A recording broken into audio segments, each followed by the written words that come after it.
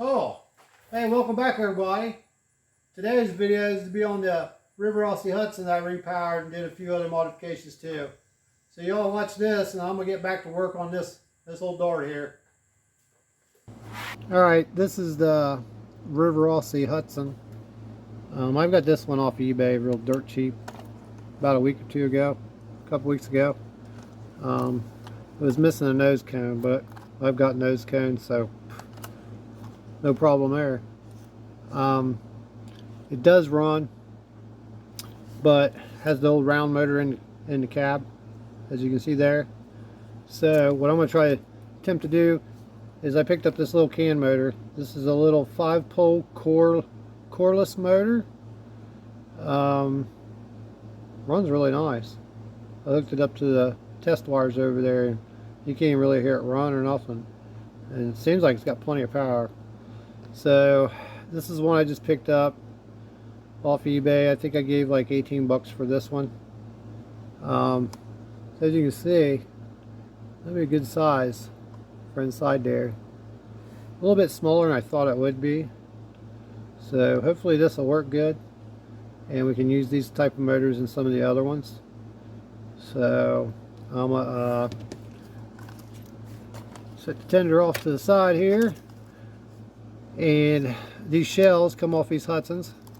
I'm sure most of you know, the Rivarossi Hudson. Screw there, another one there, and then you got one that's a little tougher to get to sometimes. It takes a small flathead screwdriver. And you can see it up in there, a little small flathead. And then the nose. Just pull the handrails up out of the holes there real quick, and boom. Nose comes right off there. Got a headlamp in there. I don't know if the headlight works or not. I forgot to see if it did or not.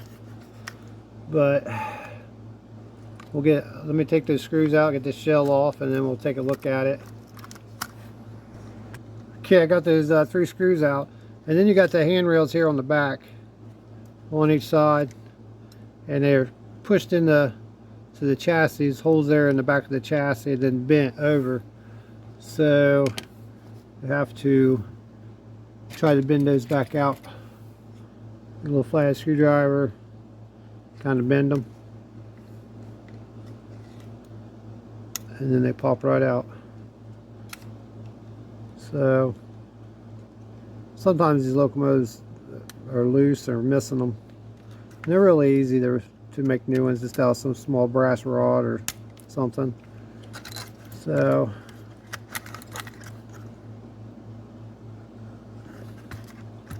I usually end up always making new ones. So a lot of times when you try to rebend them, they will break. So there. And then of course the headlight's still hooked up in there. So when you take it apart, you got the wire right there. It runs to the headlight, which is up here. So I just take the flathead screwdriver and you gotta loosen up the weight here.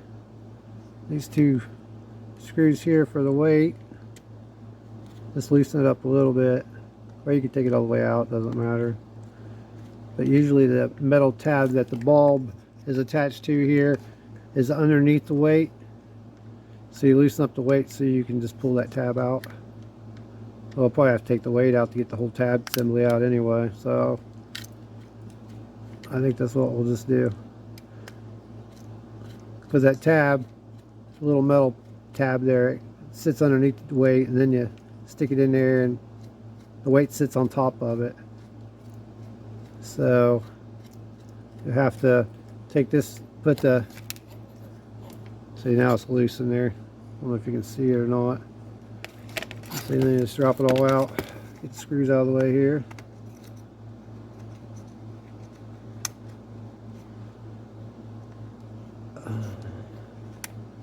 And there puts a long screw in that one. Yeah, it's a little bit longer than usual, I think. And then, yeah, usually not quite that long, if I remember right.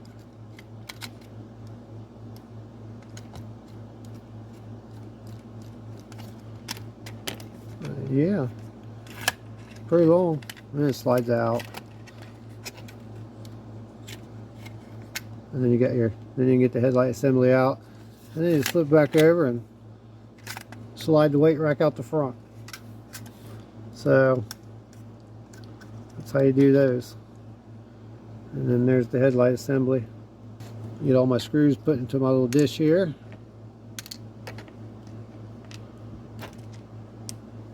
And now we'll see. Let's see. That motor's going to sit in the cab, maybe. Maybe not. Might be able to move it with a little rubber drive shaft, which I got some around here. Hopefully it'll work. Well, let's see. That goes right in front of that. Well, right there's about where it's going to line up. So, I could probably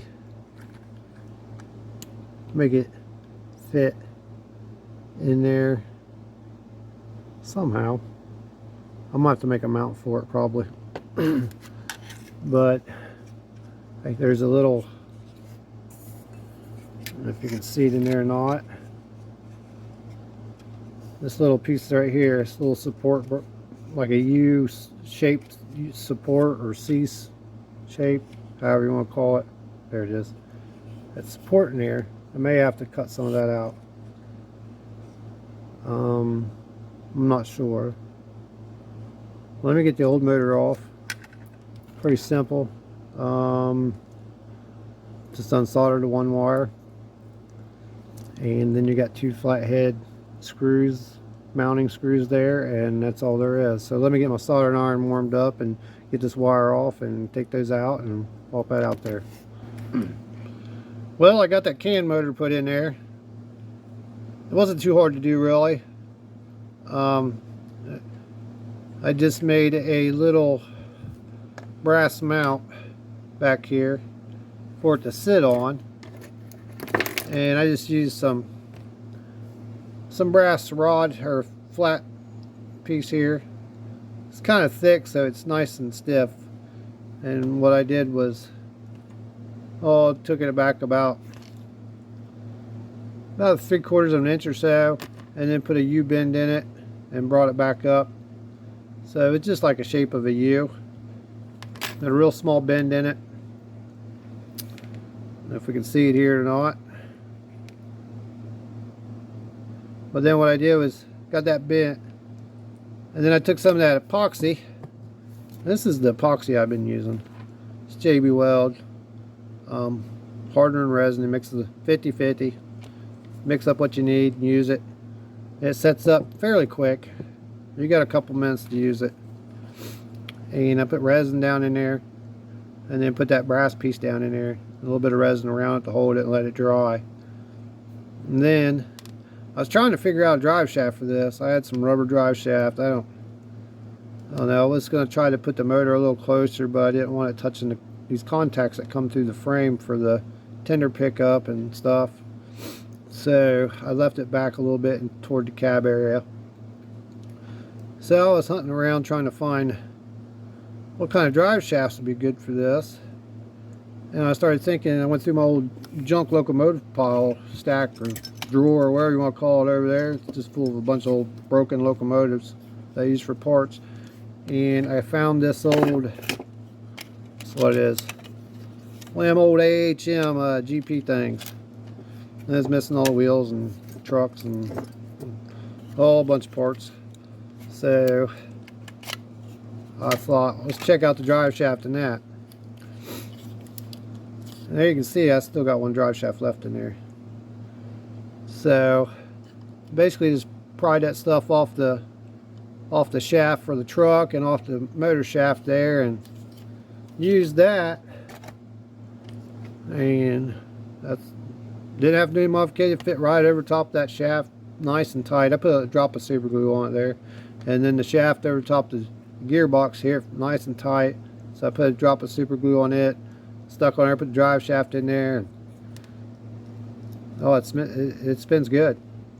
So I didn't have any rubber drive shaft really left, such some real short pieces, so I had to figure out something else to use.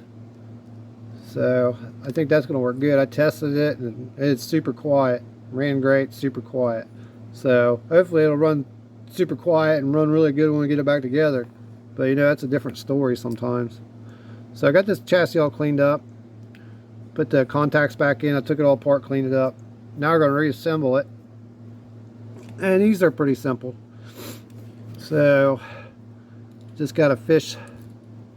You got to fish this stuff right through there. So I did it right around there, back like that, flip it over. Simple. Nothing to it. Let me do that again here real quick. So you don't have to take those pistons off there. So here's the wheel set. And there's all the rods, linkage. So it'll go in something like that.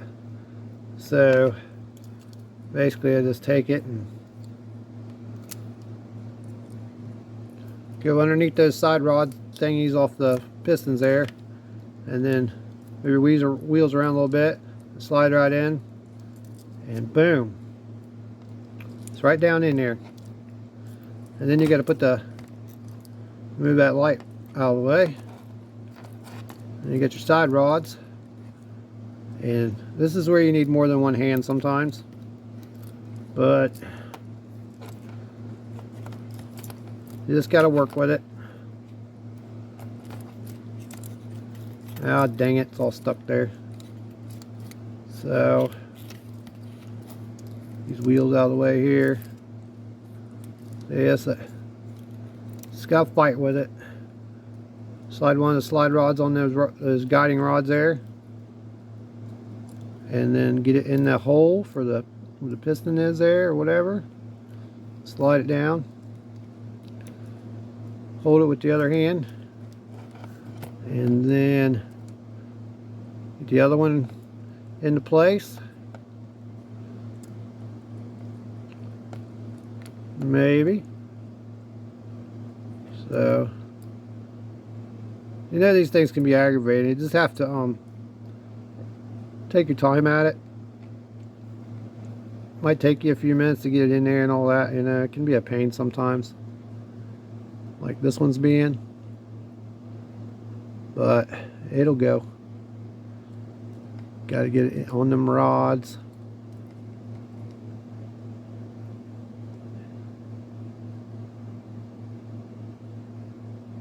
And then right in there. Now, so you got your rods. Well, you got to make sure they're all in place where they need to be. These little rods above that sliding rod. So you see how that one is right there? That's how they need to be, and they go into that little top piece right groove right there and fit right in there. And I didn't get the other side.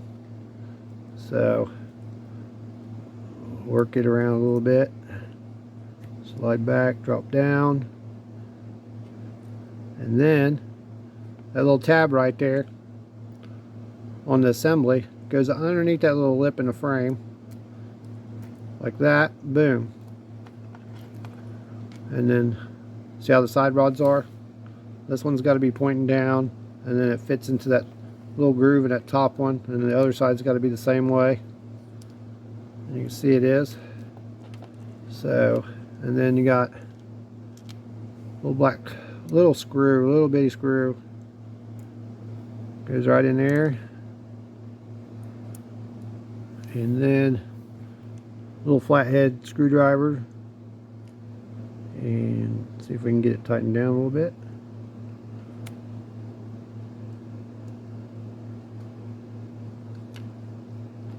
There we go. Tighten her down. And then the wheels, you know, just plop them right back in there. And you gotta make sure you got those little pickups in there first. And just work with them until they go in there nice and easy. You might have to turn them around a little bit. Get them in the right locations. Stuff like that. So, boom, boom, and boom, there we go, it's in there. And then this is a good opportunity to put a little grease down in there or whatever, a little bit of oil, whatever you need. And then let's see, got your little base cover here, and that'll go right over top that. And then you got your center screw to hold it in place, and then your trailing, well, the front pilot has that screw that'll go in the front hole right there. Then the rear pilot has a screw, and it'll go in that back hole right there. And then your chassis is pretty much put together. Pretty simple. I said those side rods and stuff can be a little frustrating sometimes, so you just have to take your time. So I'm gonna go ahead and grease this up, put this plate on, and then throw the front pilot and rear trucks, or the rear trailing truck on, and chassis you already cleaned and put back together. So, but that little can motor, I used the I made that mount. I used that epoxy mixed together and put a little bit on that mount and stuck that motor on there after I got the old drive shafts, got it and set it where it needed to be and lined it up nice and straight, and let that dry overnight. And that stuff dries real good. It didn't take that much of it. That stuff dries really good. So let me get this back together here. Alright, I got this Hudson chassis all put back together. Got it cleaned, oiled, and all that, and got some of the wiring done. And I'm going to run a LED headlight on this locomotive. So what we did was, right in here where those two black wires come from, that is the pickup from the tender. That's connected to the drawbar, which you know, gets the pickup from the wheels on the one rail from the tender. So I went ahead and soldered the short wire back onto the motor like it was on the original motor, and I wanted to make sure that it ran the same direction as it did if it had the original motor in it. So I had to figure out what side it went on, the negative side. And then this red wire will go to the positive side. But then the other black wire ran up to the headlight, and it was originally soldered to the bottom of the headlight bulb. So right there on the bottom. So I had to cut it off, and then I soldered that black wire to the LED. And on the LED, it's got the two lead wires on them, and the one's a little bit longer than the other. Well, the long one is your ground, and then the short one gets the resistor, which is going to be the red for power. And I soldered it straight to the old original headlight bracket, along with this other red wire, which is going to run back to the motor to the other side and get soldered on. Because this motor, since I made a mount for it, and it's basically mounted down in the plastic area, it's not picking up any electrical current. You know, like the original one was mounted to the original frame, so it got the electric current going through the frame, which got into the motor, and then it's got that little piece there. It goes from the here over to where the bushing or the brushes are, so it got pick up that way. It didn't have no wires or nothing. But this motor don't have that, so I had to make this for the pickup. So it does the pickup on this side here, I think, then runs through the frame, and then this gets bolted into, gets mounted inside the cab here, or the shell, and then that screw, which is underneath the front trucks, goes through the frame, which does all the contact.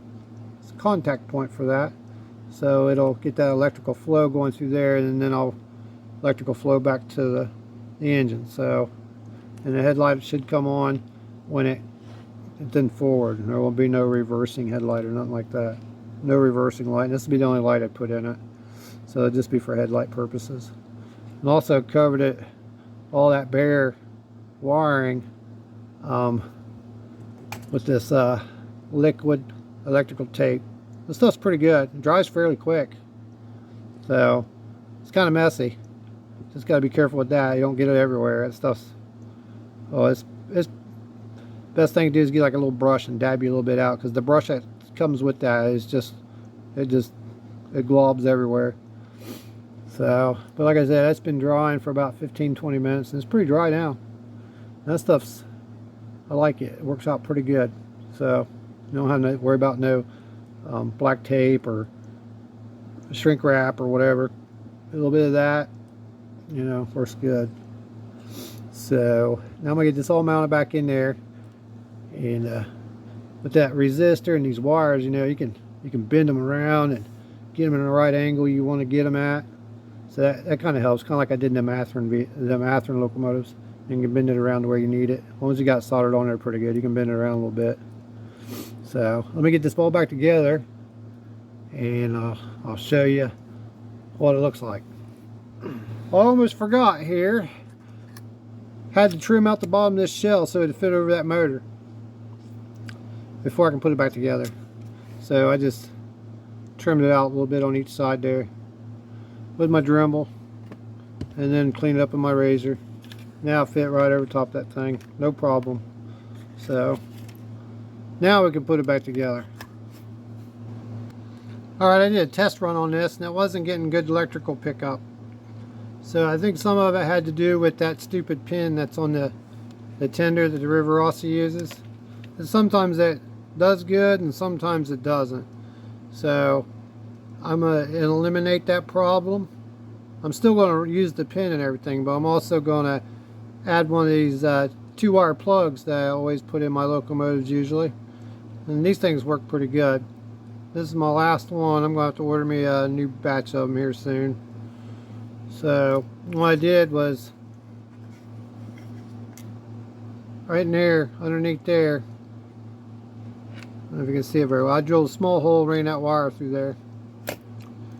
And then what I did is the wire that runs from this truck to this truck over here, I just cleaned a nice spot off and then wired those 2 wires to it. So that should give it really good pickup contact now. Plus I cleaned the wheels real good and the axles and those little things that rub the axles. Cleaned them up real good. Got all cleaned up. But it's still going to run to the pin too, so it'll be picking up through the pin and the wires now. And also I added a 1/2 ounce of weight to it. Made it a little bit heavier. So that'll help out a little bit, hopefully. So now we just got to put this back together, and then hook that wire up to the back of the locomotive, which just be easy. It just get connected to one side. It'll be the side where that black wire goes to. So, and what I'll do is just connect these 2 wires together at the tip here, and then connect that on there. Okay, it's all, you know, fed through both those wires. So, and then make sure I got good pickup on these wheels, these drive wheels here too. Double check those. I cleaned all that before I put it back together, but double check all that, and then see how it runs that way. Alright, I got the Hudson all back together. I did some test runs on it, and it was like acting like one of the wheels were out of quarter or something. It was wobbling. So I pulled the wheels out of it, checked all the quartering. Seemed to be okay. I did find out that this rod right here, the screws on there in that center drive wheel set, was out of adjustment. So I fixed those on both sides, and then I took this piece off that I made for the extra wheel pickup for the underside of the locomotive. I think maybe that was part of the problem too. Maybe these aren't quite, I mean, these might have been still a little bit too stiff for that, so it might have caused some of the wheel wobble. And also on the inside of the shell, I had to, where that U support was in there around the drive shaft motor area, I wanted to open it up, took some more of the plastic off of it, so it made sure it wasn't going to rub anywhere. and make sure the wires in there. Sometimes they'll hang down and get in the drive shaft and maybe cause a little problem once in a while rubbing it and stuff. Make sure those are out of the way. And it's running better now. So I think it's about as good as I'm going to get it. Now I'm going to take it over to the layout and run a few of the Empire State passenger cars I have for it. Just the Concord Empire State Streamline cars. So there's the one set that still has the hook horns. This has hook horn. I need to change it over to Katie. I haven't done it yet. So I'll do that here eventually. Probably have to get some more Katies. So I'm getting kind of low on them. So train show season starting up here in about 3 or 4 weeks, and it'll be able to get some good stuff hopefully. So I'm gonna take this over, run a few of them passenger cars on it. They're the Concord ones. They got some weight added to them, so they're a little heavier than they would be out of the box. And we'll see how this runs. All right, here it comes. It's got 4 of those cars on there.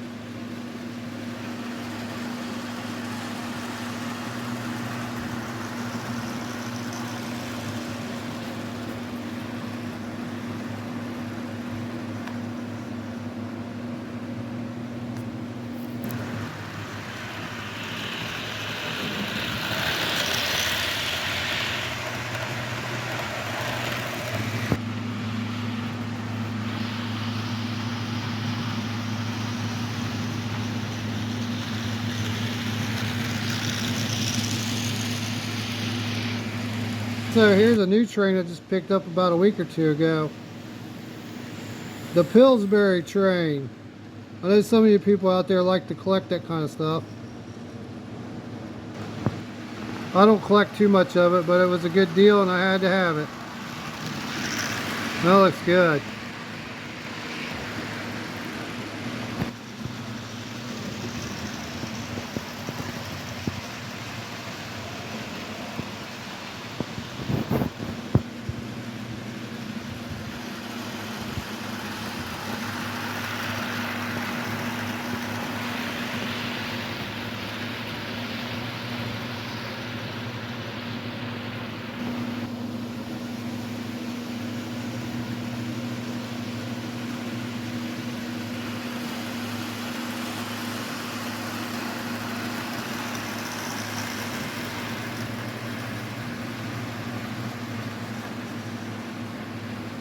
Here comes the Pillsbury train again. Like I said, I bought this at a yard sale about 2 weeks ago for a few bucks. It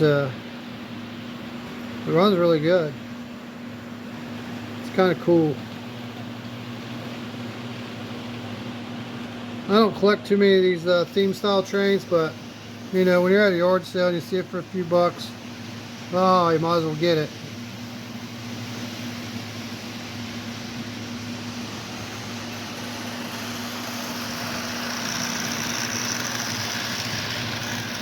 The thing runs pretty quiet.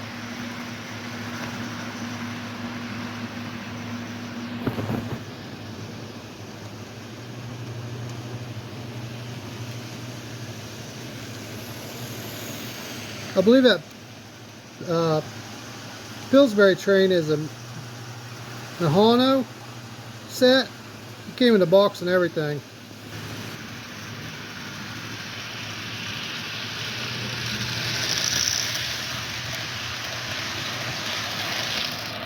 Maybe I'll slow it down a little bit.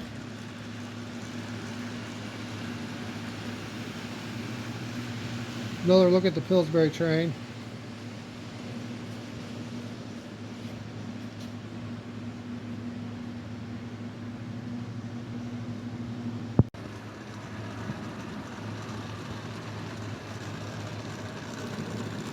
All right, everybody wave at the passengers.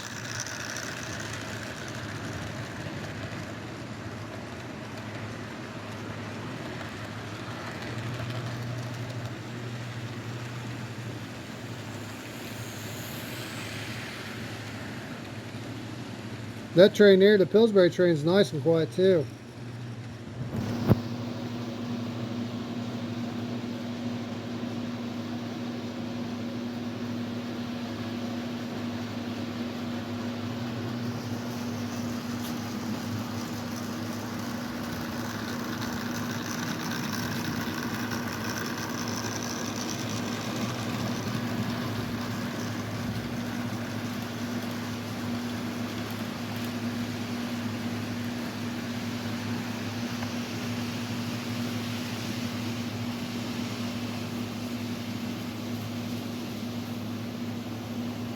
Alright, I'll take a look at the Pillsbury train here real quick. It's a nice little set. I believe that's a 260 locomotive. It's got the green giant boxcar, bake-off tanker, Progresso, and old El Paso, I don't know what you call them, containers. And then Pillsbury Doughboy on the caboose. I said I picked that one up 2 weeks ago, yard sale. In the box. The box is a little rough, but it's a complete set. And it's a nice little set. And we'll move it out of the way here because the Hudson's getting ready to come through.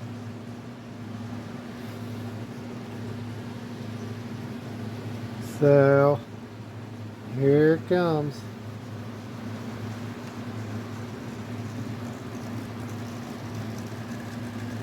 Now let's see how slow this thing will go. This thing's creeping. That's 4 passenger cars, and they got a lot of weight in them too. So yeah, that's about it right there. So now fast, that thing will fly, but we ain't gonna go that fast. There it comes back around. Now I only got about not even half throttle.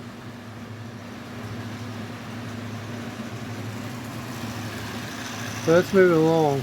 Oh, let's stop it here. It's barely going. So it don't take much to get it going. It got good slow speed operations with that motor in it. That's a 5-pole coreless can motor that I found, according to what it said. That thing's got some power. Top speed is crazy. It way faster than that original 3-pole motor. Seems like it's got plenty of power. I don't know how many cars it'll pull, but like I said, these are the 4 cars I got that still have hook horn, and they've got some weight to them. So these are Concord cars. My Rivarossi cars, I think, have been converted over to Katy. So you know, I ain't converted a locomotive over yet. But those are nice cars. They got plenty of weight in them and everything. So, but that core motor was $18.95, I think, off eBay. There it goes. Nice and slow. Speed her up a little bit, get her going. And according to my Tech 2 thing here, it says it's 25 mile an hour scale. I don't know how accurate that is.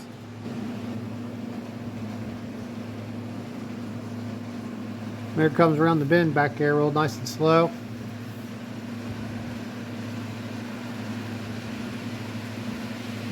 I don't think we could have got that slow speed operation out of that original Rivarossi motor that was in there. So I'd say this motor is a good one.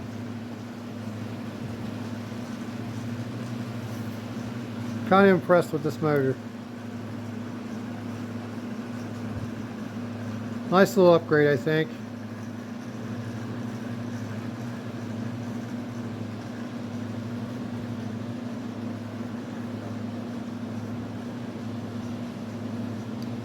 Pulling 4 of those cars.